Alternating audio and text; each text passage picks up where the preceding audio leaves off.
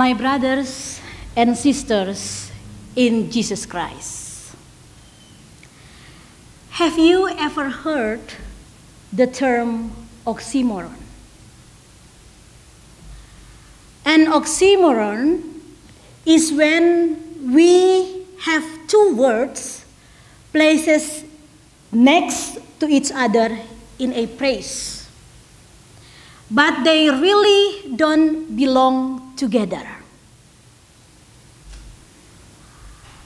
Well, a couple of our readings today seems to have an oxymoron going on, two self-contradictory ideas being placed right next to each other. In the epistle reading today, we find the idea of glory paired up with the idea of suffering. Glory and suffering. Those two words don't seem to go together. But in the Christian phrasebook, maybe they do. So our theme this morning is glorious suffering in Christ. Look at what Apostle Peter writes in our reading today, especially in verse 12 to 14. He said, "Beloved, do not be surprised at the very trial then it comes upon you to test you, as though something strange were happening to you. But rejoice insofar as you share Christ's sufferings, that you may also rejoice and be glad when his glory is revealed. If you are insulted for the name of Christ, you are blessed, because the Spirit of glory and of God rests upon you." Glory and suffering placed back to back.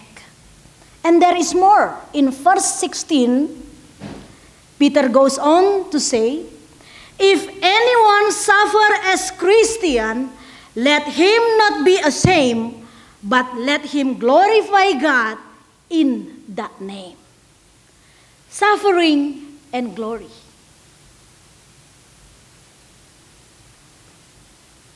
Who enjoys suffering? Who likes to be persecuted? Nobody.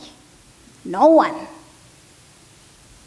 Then how can this suffering be glorious? But that's what Peter is saying.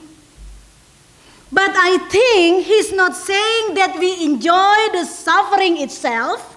He's not saying that we should go out looking for persecution. No, that's not it. But he is saying that if we are as Christians persecuted, if we do encounter suffering on account of our Christian faith, that even in those circumstances, we have something to rejoice over, that we can consider ourselves blessed, that we can give glory to God, and that we will experience glory in the end. That's what Apostle Peter mean about glorious and suffering. My brother and sisters in Christ,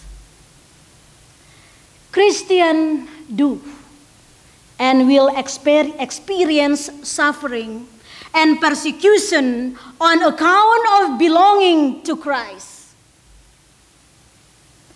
The world will bring it upon us.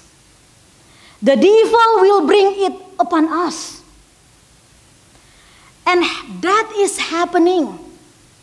It happened to the people to whom Peter wrote for this letter, those Christians in Asia Minor in the first century. Persecution broke out in various places in the Roman Empire during the first couple of centuries of the church. Peter himself would be put to death by crucifixion in Rome until Emperor Nero within a couple of years after his writing this letter.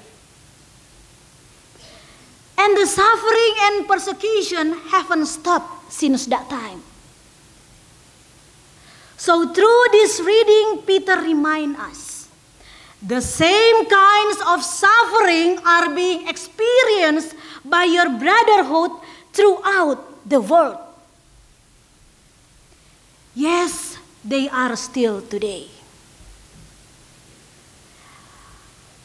From newspaper, from the news on TV, in radio, magazine, we saw, we read, we hear, Christians are being crucified and beheaded, literally in various places in the world today.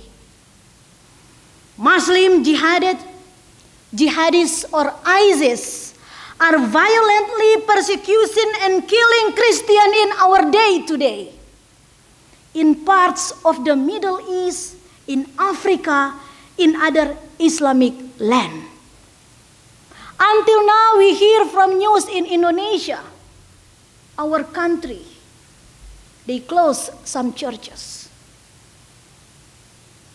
In Nigeria, the militant Islamic group Boko Haram has been murdering Christians and blowing up churches for several years now. Not as violent, but over in China. The government there is removing the crosses from on top of the church's building. So the cross on the top of the roof, the government over there tell to the Christian to take it over.